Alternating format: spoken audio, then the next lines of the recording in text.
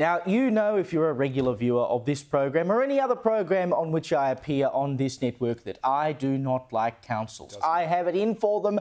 I have had for a very long time, ever since I started as a local government reporter back in Adelaide about a decade ago. And with every passing day, there is just yet another reason. I think we must be up to 557,249 now why they ought to be abolished. And tonight it comes in the form of Liverpool Council in Sydney, where, would you believe, they have managed to spend more than $300,000 investigating 67 complaints made by councillors about other councillors in just 6 months. This was in the Sydney Morning Herald today. They reported that the council urged the New South Wales Office of Local Government to intervene after a report found staff had received these 67 complaints about councillors' conduct since September, more than a dozen times the number of complaints in all of 2023-24. So that means 67 complaints in 6 months up to March when they received this report,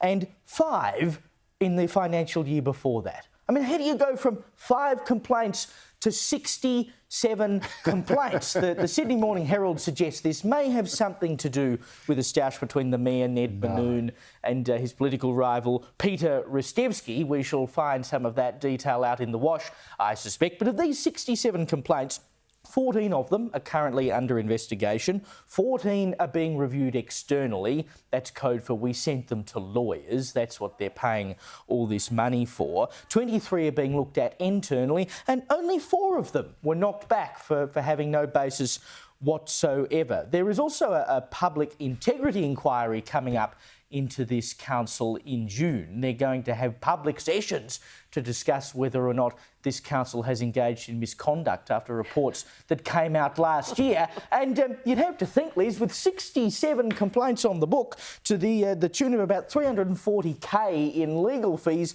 there's certainly something they need to be dealing with at this council. Well, these people aren't fit to serve. What kind of narcissist do you have to be to take up this much time of council staff and all their efforts to sort out your petty squabbles amongst each other, rather than just being grown-up adults who are elected to serve? And that's what you're supposed to be spending your time looking after.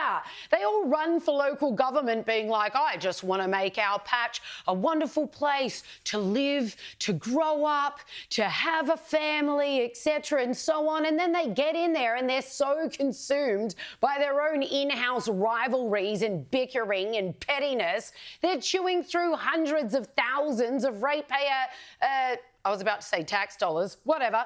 They're chewing through all this money, all this time that council staff could be spending on running the jolly council. It's just ridiculous. Get a life. Get a life, you losers. Grow up. You're elected representatives now, and this isn't what anyone elected you to do. It's embarrassing, Joe. Oh, it's just amazing. It's just so incredible to watch. It's like a mini sort of Donald Trump's thing happening just right for us in southwest Sydney. So the background of all this is you've got this kind of firebrand, or not firebrand, but like colourful local identity, if you like, called Ned Manoon, who's this little sort of pocket rocket dynamo guy. He's a Liberal. He's governing an area which by rights should be Labor heartland. And we're seeing some of these shifts at the federal election as well, you know, with things like Di Lee coming in the seat of Fowler, run by Frank Carbone, who's the Mayor of Fairfield, pretty similar to Ned Manoon. I saw Ned last week at the Daily Telegraph's Western Sydney Forum. How are you, Ned? But you know, he's been accused of a lot of stuff. He's basically run the council. I think he got in 2016 or something. So he's held on to this thing for dear life when technically he sort of should be from the opposite party. So, and a lot of these people are former Labor who then go to Liberal, but I don't think he was. Anyway, so he's got this hold on the council, and there's this massive kind of feud with this guy, Ristevski, as you say. And Ristevski has obviously fallen out and then set up this Facebook page. He used to be his accountant. This is what I'm getting at. Yeah. So this is the twist is, right. So he set up this Facebook page. He's called Ned Manoon all sorts of mean things, including a criminal grab. Ned sues him. The lawsuit doesn't work. But again, it turns out this guy is Ned Mannoun's former accountant. Now, if there is anyone you don't want to get offside, if there is anyone you don't want... I mean, if my accountant's turned on, but God knows what I do, I can't even add up. It's your former accountant. And he's just out there going rogue, banging away on social media. He's there at the council yelling at each other at council meetings. It's just bonkers, but I love it. I can't help it. Well,